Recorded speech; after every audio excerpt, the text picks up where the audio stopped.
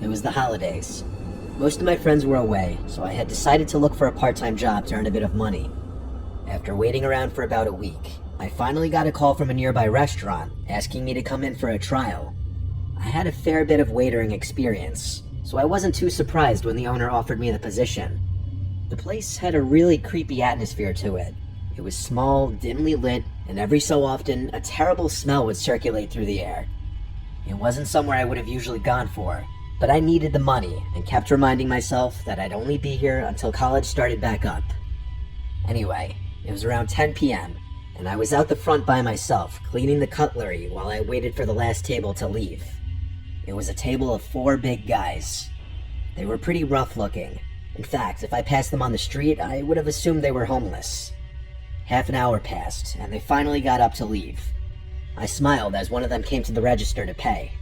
"That's $42.50 altogether," I said. He immediately handed over a bunch of crinkled notes with a big grin on his face. Unfortunately, I had seen this kind of look before, and braced myself for the cheesy pickup line. He said to me, "You doing anything tonight, cutie?" bringing himself closer to the register. "Thank you, have a good night," I replied, trying to make it clear that I was not interested. He laughed and walked out the door, mumbling something under his breath as he went. As soon as he was out of sight, I quickly cleared the dishes, cleaned down, and got changed out of my staff uniform. I waved goodbye to the last kitchen hand as I walked out the door and into the night. My house was only a couple of blocks away, so every night I walked to save gas. I had only walked for about 5 minutes when a loud whistle startled me.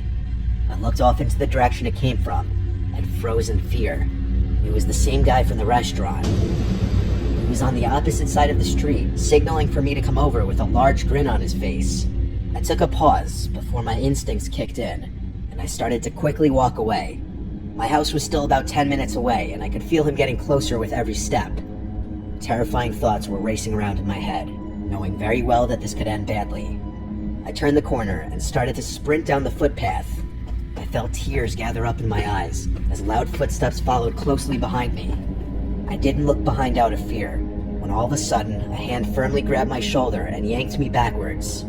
I turned to see the man. His face was red, and his grin had morphed into a furious expression. He put his finger up to his lips. "Don't scream or I'll cut you," he whispered. At this point, I was ready to accept my fate, when out of nowhere, I felt a sudden burst of rage explode inside of me. I grabbed his face and dug my nails deep into his eyes. The man let out a loud, horrible noise as he clenched his face in pain. I took this chance and made a run for it. I ran all the way back to my flat, and after struggling to put the key in the door, I managed to get inside. As soon as I shut the door, I collapsed down onto the ground out of exhaustion and started to cry. My roommates all rushed down the stairs to see if I was okay. After walking me to a couch, I explained what happened. They were all shocked, whilst at the same time happy to see that I escaped from the man. I rang up the restaurant and quit the next day. It was a shame, really. The owners were so kind, and I really didn't mind the place. But I was too terrified to return, knowing that that man could be waiting for me. I've started back at college now, and I'm slowly recovering from that incident. Sometimes I do get nightmares just thinking about what may have happened if I hadn't attacked that man like I did.